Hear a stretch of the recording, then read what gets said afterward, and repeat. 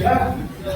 6 மணிக்கு மேல போனா ஆண்டவனே நம்ம முதலமைச்சர் வெளியே கூட்டு போக முடியாது. நல்லா தெரிஞ்சுக்கணும். இப்படி ஒரு முதலமைச்சரை தான் நீங்க நாடு பெற்றிருக்கிறது. இது தனிப்பட்ட விமர்சனமான அல்ல. பொது வாழ்க்கையை வந்துவிட்டால் நீ நடிகராக இருக்கிறவரை, தாவிக கட்சியுடைய தலைவராக இருக்கிறவரை உங்களை விமர்சனம் செய்வதற்கு நாங்கள் தயாராக எட்டுவாடி மக்களுக்கும் இன்றைக்கு முதலமைச்சராக இருக்கிற வழிகாட்ட வேண்டிய இந்த ஜோசப் விஜய் கொடுத்த வாக்குறுதி என்னடா ஆச்சுன்னா பேய் பண்ணி குடிக்கிறான்.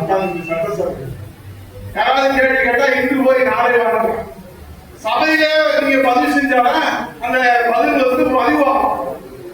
நீங்க 10 வருஷம் எங்க அண்ணன் கூட்டுறதுக்கு அமைச்சராக இருந்தாரு, அது பதிவு எடுத்து பாத்தீங்கன்னா வில்லிலிருந்து புறப்படுகிற அம்பை போல அந்த பதிவு என்பது எதிரிகளுக்கு சிம்ம சோப்பனமாக அப்பாவுடைய ஆட்சியில எடப்பாடி ஆட்சியில பதிவு செஞ்சிருக்கிறோம். பேரை வந்துருச்சுன்னா நாங்க பதிவு செஞ்சிருக்கிறோம்.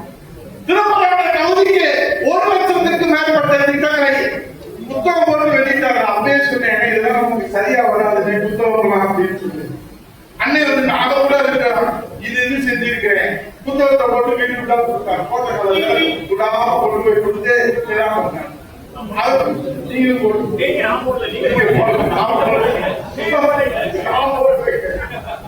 அவ்வளவு திட்டங்களை அந்த திருமணம் தொகுதி மக்களுக்கு செஞ்சிருக்கிறோம்.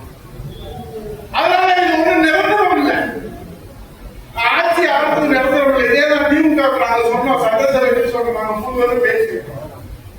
ஸ்டாலின் அவர்களே விளம்பர வெளிச்சத்தில் நீங்கள் ஆட்சி நடத்தி கொண்டிருக்கிறீர்கள்.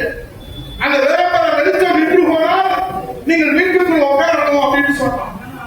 நானும் கொஞ்சம் நாகரிகமா சொல்றேன். அது இப்ப இருக்கிற ஜோசப் விஜய் நல்லா சொல்றேன். 5 நிமிஷத்துக்கு பழக்கத்துல பேசுறதுக்கே முதலமைச்சர் கொத்து போட்டாங்க. எவ்வளவு நாகரிகமான பேச்சு.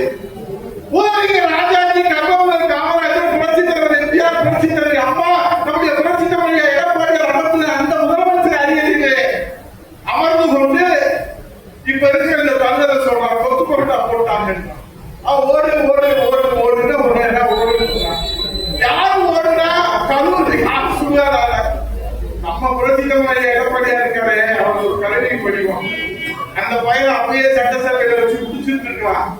இவரு அவருக்கு வக்காலத்து வாங்கி அவருக்காக பேசி அவருக்காக சொல்லி அவன் வந்து தூண்டு போன சக்தி என்று ஜோசப் விஜய் அவர்களே சவாலுக்கு சொல்லுகிறேன். தூண்டு போன சக்தி என்று சொல்லுகிறேன். ஜோசப் விஜய் அவர்களே, உனக்கு பில் இருந்தால் தாடி இருந்தால் அண்ணா திமுக தூண்டு போன சக்தி என்று பெயரை சொல்லி சொல்லுகிற அந்த தைரியம் இந்த முதலமைச்சர் ஜோசப் விஜய் இருக்கிறதா? சொல்ல மாட்டான். அண்ணா திமுக நாட்டை கொடுத்துருக்கா அவன் சொல்றான். அண்ணா திமுகவும் பேரறிஞர் பெருந்தகை அண்ணாவுடன் தொடங்கிய திமுகவும் புரட்சி தலைவர் எம்ஜிஆர் தொடங்கிய அண்ணா திமுகவும் கூட்டு களவாணி என்று சொல்றான். எந்த களவாணி சொல்றான்? ஜோசப் விஜய் சொல்றான். இன்கம் டாக்ஸ் கட்டலன்னு அவன் களவாணி போட்ட கொடுத்திருக்கு மத்திய அரசு.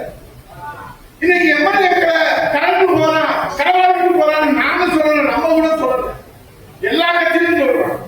அவர் பாவம் மக்கள் சொல்றாங்க.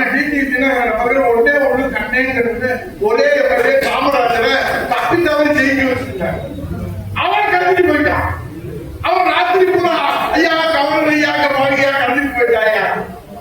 இங்க இருக்கிற எம்எல்ஏக்கெல்லாம் நேற்று வரைக்கும் எங்க அண்ணன் செல்வராஜோட என் கூட சிலப்பானோட நல்லா தான் பேசிட்டே இருக்காங்க. என்ன நிலம கொஞ்சம் சரியில்லை அப்படின்னு பேசுறாங்க. குழந்தை பார்த்தா ஒன்றும் சரியா தெரியல, கொஞ்சம் கடன் ஆயிடுச்சு, கொஞ்சம் எல்லாம் தலைக்கு மேல போயிடுச்சு.